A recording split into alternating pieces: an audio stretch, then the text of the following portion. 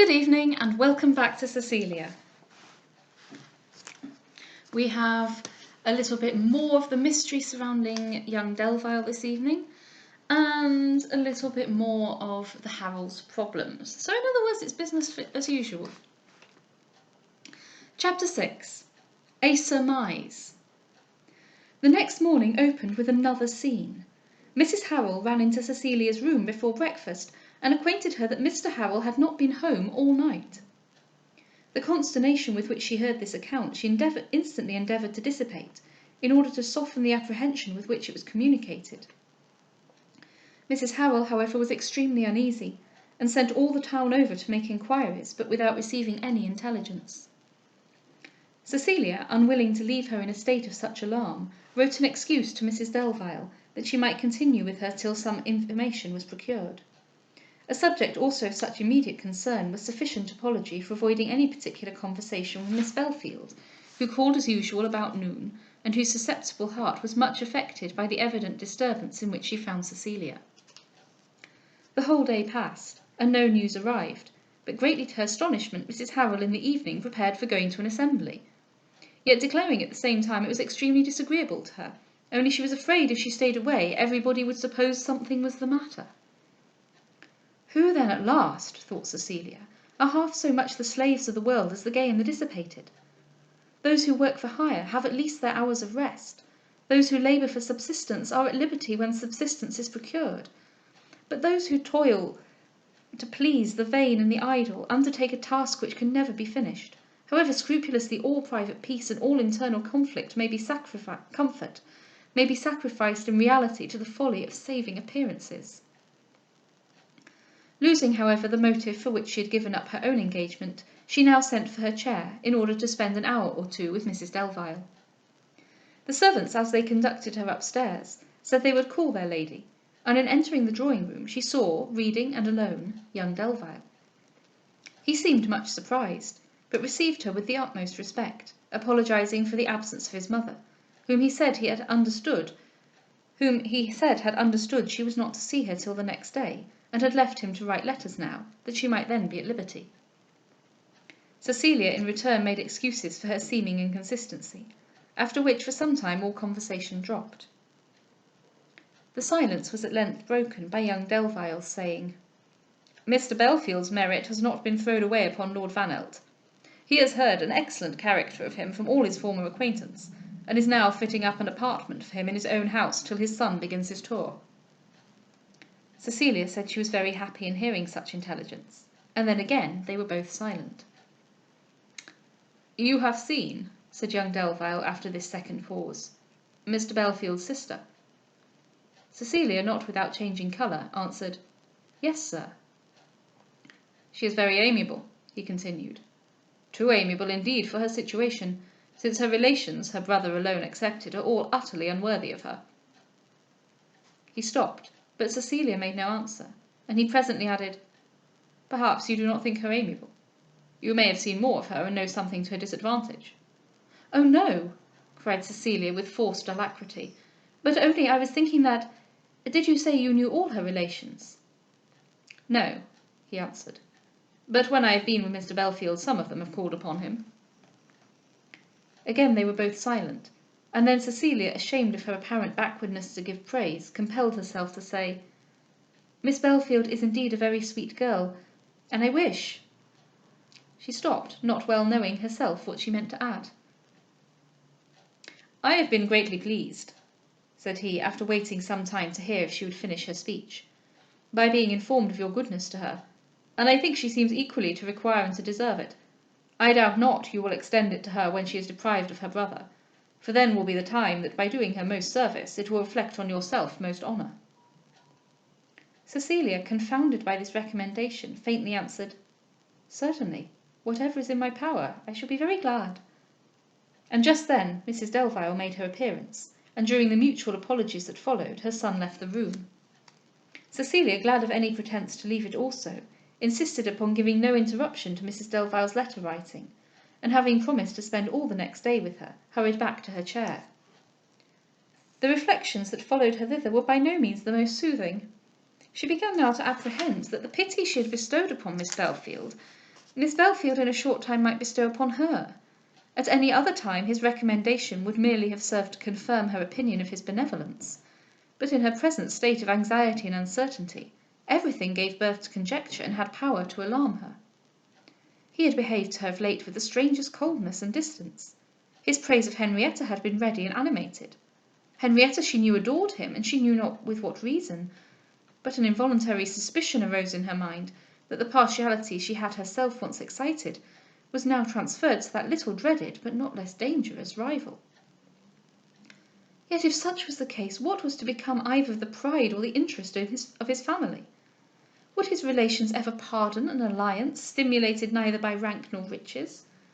Would Mr Delvile, who hardly ever spoke but to the high-born, without seeming to think his dignity somewhat injured, deign to receive for a daughter-in-law the child of a citizen and tradesman? Would Mrs Delvile herself, little less elevated in her notions, though infinitely softer in her manners, ever condescend to acknowledge her? Cecilia's own birth and connections, superior as they were to those of Miss Belfield, were even openly disdained by Mr Delvile, and all her expectations of being received into his family were founded upon the largeness of her fortune, in favour of which the brevity of her genealogy might perhaps pass unnoticed. But what was the chance of Miss Belfield, who neither had ancestors to boast nor wealth to allure?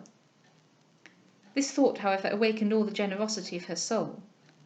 "If," cried she, "the advantages I possess are merely those of riches, how little should I be flattered by any appearance of preference, and how ill can I judge with what sincerity it may be offered! Happier in that case is the lowly Henrietta, who to poverty may attribute neglect, but who can only be sought and caressed from motives of purest regard. She loves Mr Delvile, loves him with the most artless affection. Perhaps, too, he loves her in return. Why else his solicitude to know my opinion of her, and why so sudden his alarm when he thought it unfavourable?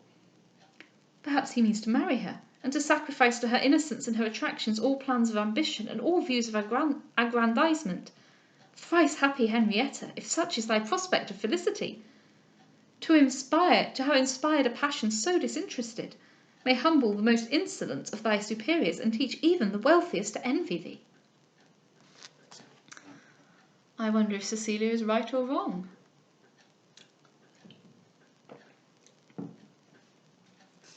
Chapter 7. A bold stroke. When Cecilia returned home, she heard with much concern that no tidings of Mr Harrel had yet been obtained. His lady, who did not stay out late, was now very seriously frightened, and entreated Cecilia to sit up with her till some news could be procured. She sent also for her brother, and they all three, in trembling expectation of what was to ensue, passed the whole night in watching. At 6 o'clock in the morning, Mr Arnott besought his sister and Cecilia to take some rest, promising to go out himself to every place where Mr Harrel was known to resort, and not to return without bringing some account of him. Mrs Harrel, whose feelings were not very acute, finding the persuasions of her brother were seconded by her own fatigue, consented to follow his advice, and desired him to begin his search immediately. A few moments after he was gone, while Mrs Harrel and Cecilia were upon the stairs, they were startled by a violent knocking at the door. Cecilia, prepared for some calamity, hurried her friend back to the drawing-room, and then flying out of it again to inquire who entered, saw to her equal surprise and relief Mr Harrel himself. She ran back with the welcome information, and he instantly followed her. Mrs Harrel eagerly told him of her fright, and Cecilia expressed her pleasure at his return, but the satisfaction of neither was of long duration. He came into the room with a look of fierceness the most terrifying, his hat on and his arms folded. He made no answer to what they said, but pushed back the door with his foot and flung himself upon the sofa. Cecilia would now have withdrawn, but Mrs Harrel caught her hand to prevent her. They continued some minutes in this situation, and then Mr Harrel, suddenly rising, called out, "Have you anything to pack up?" "Pack up?" repeated Mrs Harrel. "Lord bless me, for what?"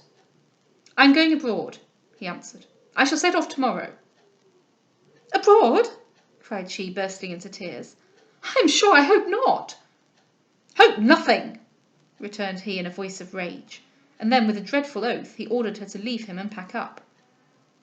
Mrs Harrel, wholly unused to such treatment, was frightened into violent hysterics, of which, however, he took no notice, but swearing at her for a fool who had been the cause of his ruin, he left the room. Cecilia, though she instantly rang the bell and hastened to her assistance, was so much shocked by this unexpected brutality that she scarcely knew how to act or what to order. Mrs. Harrel, however, soon recovered, and Cecilia accompanied her to her own apartment, where she stayed and endeavoured to soothe her till Mr. Arnott returned. The terrible state in which Mr. Harrel had at last come home was immediately communicated to him, and his sister entreated him to use all his influence that the scheme for going abroad might be deferred at least, if not wholly given up. Fearfully he went on the embassy, but speedily and with a look wholly dismayed he returned. Mr. Harrel, he said, told him that he had contracted a larger debt of honour than he had any means to raise, and as he could not appear till it was paid, he was obliged to quit the kingdom without delay. "Oh, brother!" cried Mrs. Harrel, "and can you suffer us to go?" "Alas, my dear sister," answered he, "what can I do to prevent it? And who, if I too am ruined, will in future help you?" Mrs. Harrel then wept bitterly, nor could the gentle Mr. Arnott forbear, while he tried to comfort her, mixing his own tears with those of his beloved sister. But Cecilia, whose reason was stronger and whose justice was offended, felt other sensations, and leaving Mrs. Harrel to the care of her brother, whose tenderness she infinitely compassionated, she retreated to her own room. Not, however, to rest. The dreadful situation of the family made her forget she wanted it, but to deliberate upon what course she ought herself to pursue. She determined without any hesitation against accompanying them in their flight, as the irreparable injury she was convinced she had already done to her fortune was more than sufficient to satisfy the most romantic ideas of friendship and humanity. But her own place of abode must now immediately be changed, and her choice rested only between Mr. Delvile and Mr. Briggs. Important as were the obstacles which opposed her residence at Mr. Delvile's, all that belonged to inclination and to happiness encouraged it, while with respect to Mr. Briggs, though the objections were lighter, there was not a single allurement. Yet whenever the suspicion returned to her that Miss Belfield was beloved by young Delvile, she resolved at all events to avoid him. But when better hopes intervened and represented that his inquiries were probably accidental, the wish of being finally acquainted with his sentiments made nothing so desirable as an intercourse more frequent. Such still was her irresolution when she received a message from Mr. Arnott to entreat the honour of seeing her. She immediately went downstairs, and found him in the utmost distress. "Oh, Miss Beverley," he cried, "what can I do for my sister? What can I possibly devise to relieve her affliction?" "Indeed I know not," said Cecilia, "but the utter impracticability of preparing her for this blow, obviously as it has long been impending, makes it now fall so heavily. I wish much to assist her, but a debt so unjustifiably contracted—" "Oh, madam," interrupted he, "imagine not I sent to you with so treacherous a view as to involve you in our misery. Far too unworthily has your generosity already been abused. I only wish to consult with you what I can do for my sister." Cecilia, after some little consideration, proposed that Mrs. Harrel should still be left in England and under their joint care. "Alas," cried he, "I have already made that proposal, but Mr. Harrel will not go without her, though his whole behaviour is so totally altered that I fear to trust her with him." "Who is there, then, that has more weight with him?" said Cecilia.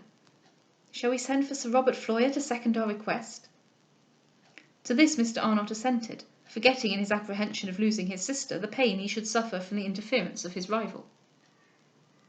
The baronet presently arrived, and Cecilia, not choosing to apply to him herself, left him with Mr. Arnott, and waited for intelligence in the library.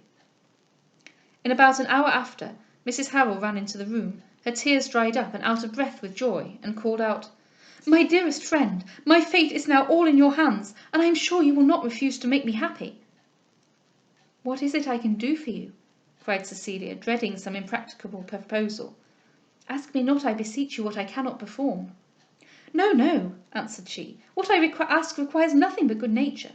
Sir Robert Floyer has been begging Mr. Harrel to leave me behind, and he has promised to comply, upon condition you will hasten your marriage and take me into your own house." "My marriage!" cried the astonished Cecilia. Here they were joined by Mr. Harrel himself, who repeated the same offer. "You both shock and amaze me," cried Cecilia. "What is it you mean, and why do you talk to me so wildly?" "Miss Beverley," cried Mr. Harrel, "it is high time now to give up this reserve, and trifle no longer with a gentleman so unexceptionable as Sir Robert Floyer. The whole town has long acknowledged him as your husband, and you are everywhere regarded as his bride. A little frankness, therefore, in accepting him, will not only bind you to him for ever, but do credit to the generosity of your character." At that moment Sir Robert himself burst into the room, and seizing one of her hands, where both of them were uplifted in mute astonishment, he pressed it to his lips, poured forth a volley of such compliments as he had never before prevailed with himself to utter, and confidently entreated her to complete his long-attended happiness without the cruelty of further delay. Cecilia, almost petrified by the excess of her surprise at an attack so violent, so bold, and apparently so sanguine, was for some time scarce able to speak or to defend herself. But when Sir Robert, presuming on her silence, said she had made him the happiest of men, she indignantly drew back her hand, and with a look of displeasure that required little explanation, would have walked out of the room, when Mr. Harrel, in a tone of bitterness and disappointment, called out, "Is this ladylike tyranny never to end?" And Sir Robert, impatiently following her, said, "And is my suspense to endure for ever, after so many months' attendance?" "This indeed is something too much," said Cecilia, turning back. "You have been kept, sir, in no suspense. The whole tenor of my conduct has uniformly declared the same disapprobation I at present avow, and which my letter at least must have put beyond all doubt." "Harrel!" exclaimed Sir Robert, "did you not tell me?" "Pooh, pooh!" cried Harrel. "What signifies calling upon me? I never saw in Miss Beverley any disapprobation, beyond what it is customary for young ladies of a sentimental turn to show. And everybody knows that where a gentleman is allowed to pay his devoirs for any length of time, no lady intends to use him very severely." "And can you, Mr. Harrel," said Cecilia, "after such conversations as have passed between us, persevere in this wilful misapprehension? But it is vain to debate where all reasoning is disregarded, or to make any protestations where even rejection is received as a favour." And then, with an air of disdain, she insisted upon passing them, and went to her own room. Mrs. Harrel, however, still followed, and clinging round her, still supplicated her pity and compliance. "What infatuation is this?" cried Cecilia. "Is it possible that you too can suppose I ever mean to accept Sir Robert?" "To be sure I do," answered she, "for Mr. Harrel has told me 1,000 times that however you played the prude, you will be his at last." Cecilia, though doubly irritated against Mr. Harrel, was now appeased with his lady, whose mistake, however ill-founded, offered an excuse for her behaviour. But she assured her in the strongest terms that her repugnance to the baronet was unalterable, yet told her she might claim from her every good office that was not wholly unreasonable. These were words of slender comfort to Mrs. Harrel, who well knew that her wishes and reason had but little affinity, and she soon therefore left the room. Cecilia then resolved to go instantly to Mrs. Delvile, acquaint her with the necessity of her removal, and make her decision whither according to the manner in which her intelligence should be received. She sent therefore to order a chair, and was already in the hall when she was stopped by the entrance of Mr. Monckton, who, addressing her with a look of haste and earnestness, said, "I will not ask whither you are going so early, or upon what errand, for I must beg a moment's audience, be your business what it may." Cecilia then accompanied him to the deserted breakfast room, which none but the servants had this morning entered, and there, grasping her hand, he said, "Miss Beverley, you must fly this house directly. It is the region of disorder and licentiousness, and unfit to contain you." She assured him she was that moment preparing to quit it, but begged he would explain himself. "I have taken care," he answered, "for some time past, to be well informed of all the proceedings of Mr. Harrel, and the intelligence I procured this morning is of the most alarming nature. I find he spent the night before the last entirely at a gaming table, where, intoxicated by a run of good luck, he passed the whole of the next day in rioting with his profligate intimates, and last night, returning again to his favourite amusement, he not only lost all he had gained, but much more than he could pay. Doubt not, therefore, but you will be called upon to assist him. He still considers you as his resource in times of danger, and while he knows you are under his roof, he will always believe himself secure." "Everything indeed conspires," said Cecilia, more shocked than surprised at this account, "to make it necessary I should quit his house. Yet I do not think he has at present any further expectations from me, as he came into the room this morning not merely without speaking to me, but behaved with a brutality to Mrs. Harrel that he must be certain would give me disgust. It showed me indeed a new part of his character, for ill as I have long thought of him, I did not suspect he could be guilty of such unmanly cruelty." "The character of a gamester," said Mr. Monckton, "depends solely upon his luck. His disposition varies with every throw of the dice, and he is airy, gay, and good-humoured, or sour, morose, and savage, neither from nature nor from principle, but wholly by the caprice of chance." Cecilia then related to him the scene in which she had just been engaged with Sir Robert Floyer. "This," cried he, "is a manoeuvre I have been some time expecting. But Mr Harrel, though artful and selfish, is by no means deep. The plan he had formed would have succeeded with some women, and he therefore concluded it would with all. So many of your sex have been subdued by perseverance, and so many have been conquered by boldness, that he supposed that when he united two such powerful besiegers in the person of a baronet, he should vanquish all obstacles. By assuring you that the world thought the marriage already settled, he hoped to surprise you into believing there was no help for it, and by the suddenness and vehemence of the attack to frighten and hurry you into compliance. His own wife, he knew, might have been managed thus with ease, and so probably might his sister and his mother and his cousin, for in love matters, or what are so called, women in general are readily duped. He discerned not the superiority of your understanding to tricks so shallow and impertinent, nor the firmness of your mind in maintaining its own independence. No doubt but he was amply to have been rewarded for his assistance, and probably had you this morning been propitious, the baronet in return was to have cleared him from his present difficulty." "Even in my own mind," said Cecilia, "I can no longer defend him, for he could never have been so eager to promote the interest of Sir Robert in the present terrible situation of his own affairs, had he not been stimulated by some secret motives. His schemes and his artifices, however, will now be utterly lost upon me, since your warning and advice, aided by my own suffering experience of the inutility of all I can do for him, will effectually guard me from all his future attempts." "Rest no security upon yourself," said Mr Monckton, "since you have no knowledge of the many tricks and inventions by which you may yet be plundered. Perhaps he may beg permission to reside in your house in Suffolk, or desire an annuity for his wife, or choose to receive your first rents when you come of age, and whatever he may fix upon, his dagger and his bowl will not fail to procure him. A heart so liberal as yours can only be guarded by flight. You were going, you said, when I came, and whither?" To St James's Square," answered she with a deep blush. "Indeed. Is young Delvile then going abroad?" "Abroad? No, I believe not." "Nay, I only imagined it from your choosing to reside in his house." "I do not choose it," cried Cecilia with quickness, "but is not anything preferable to dwelling with Mr Briggs?" "Certainly," said Mr Monckton coolly, "nor should I have supposed he had any chance with you, had I not hitherto observed that your convenience has always been sacrificed to your sense of propriety." Cecilia, touched by praise so full of censure, and earnest to vindicate her delicacy, after an internal struggle which Mr Monckton was too subtle to interrupt, protested she would go instantly to Mr Briggs, and see if it were possible to be settled in his house, before she made any attempt to fix herself elsewhere. "And when?" said Mr Monckton. "I don't know," answered she with some hesitation. "Perhaps this afternoon." "Why not this morning?" "I can go out nowhere this morning. I must stay with Mrs Harrel." "You thought otherwise when I came. You were then content to leave her." Cecilia's alacrity, however, for changing her abode was now at an end, and she would fain have been left quietly to reconsider her plans, but Mr Monckton urged so strongly the danger of her lengthened stay in the house of so designing a man as Mr Harrel, that he prevailed with her to quit it without delay, and had himself the satisfaction of handing her to her chair. Well, where will this business with the Harrels end? The business with Sir Robert Floyer, though, it reminds me of the line from Northanger Abbey, which I can misquote horribly, that men have all the power of choice and women only the power of refusal.